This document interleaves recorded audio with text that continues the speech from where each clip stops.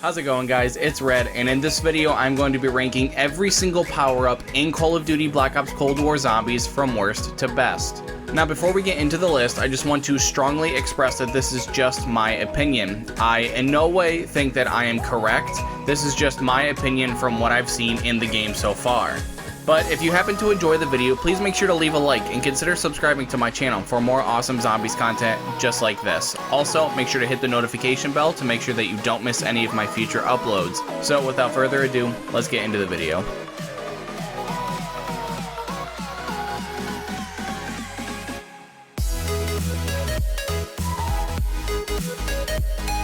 Now, first up on our list as the worst power-up in all of Cold War Zombies is bonus points. I personally think that this power-up is just awful, and I think it is due to Treyarch not properly balancing it with the other power-ups in the game. Its main problem is that it is just so underpowered compared to the rest of the power-ups. All it does is give you 500 points, and that's it.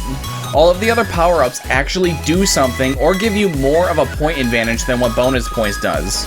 What brings this power-up down is the fact that you only get 500 points. That is simply just too low to do anything useful with 99.9% of the time. In the early rounds, it doesn't really advance you at all, and in the later rounds, it just makes me sad to see it because I know I could just be getting something like an insta-kill or a fire sale instead. The fact that this perk just really doesn't actually do anything and it gives you so little points is what really brings this down from the rest of the power-ups in the game. Next up on the list is Carpenter. Now, I do also think that Carpenter is a very bad power-up, but it does give you 200 points rather than the bonus points is 50.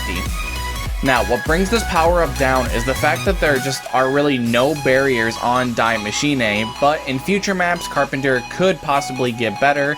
The only reason this perk isn't last is because it gives you more points than bonus points. Now, this next one might be a surprise to some people, but I'm saying that the third worst power-up in the game is Max Ammo. Now, Max Ammo really, honestly, just took a nosedive when Cold War came out. The introduction of the ammo cache that gives you the ability to buy ammo for any weapon unlimited times is really what killed Max Ammo. Max Ammo used to be, without question, the best power-up in the game because it was the only way to get ammo for your wonder weapons, but the ammo cache really makes this power-up just kind of mediocre.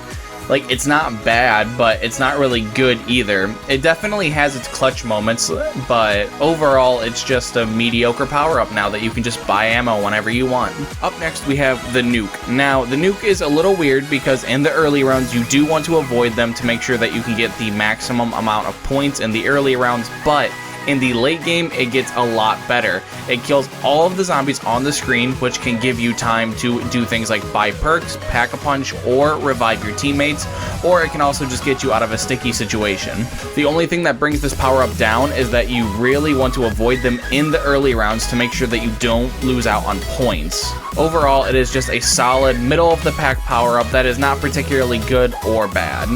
Now, next up on our list is double points. Now, I personally think that double points is the best in this game than it's ever been before with the introduction of the new Pack-a-Punch system that costs 50,000 points to upgrade your gun fully.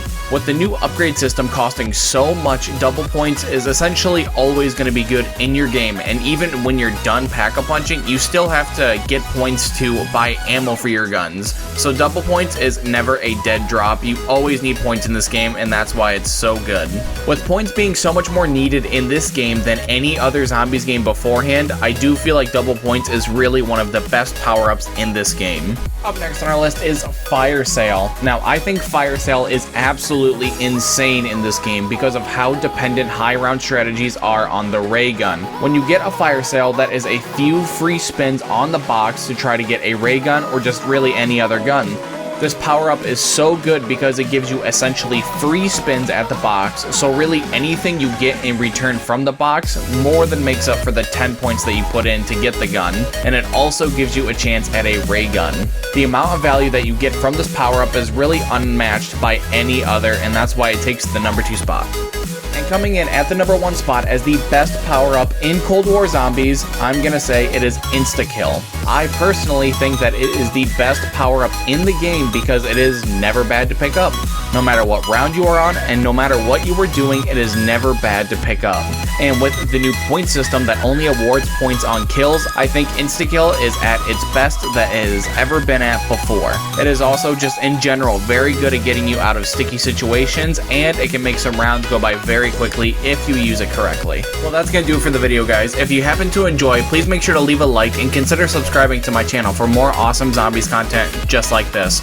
Also, make sure to hit the notification bell to make sure that you don't miss any of my future uploads. Until next time, it's been Red, and I'll see you in the next video.